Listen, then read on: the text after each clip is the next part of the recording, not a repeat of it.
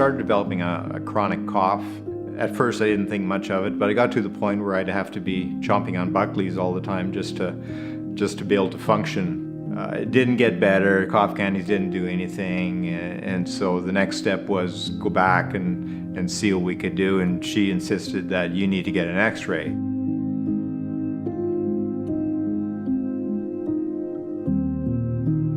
He sat us down, he said, you know, looks like I found a growth in your chest.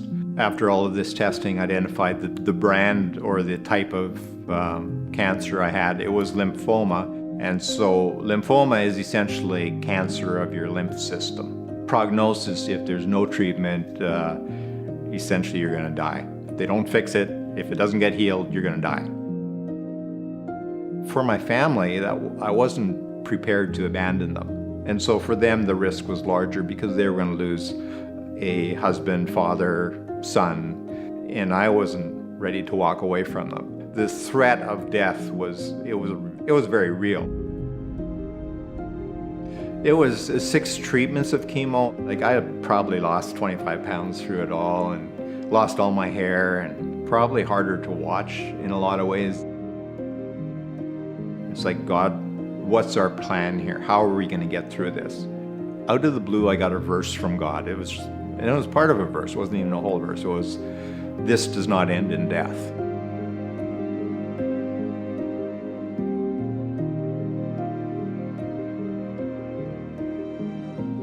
All I had to do was believe, and that's why it was so important that I keep reminding myself of these things. I have put these things in my life, in the lives of my family, to keep us focused on what is the source of our help and why are we believing. And the reason we're believing is because of what He did, not because of what I did, that I'm special or I'm spiritual or I deserve it. It's because of what He did.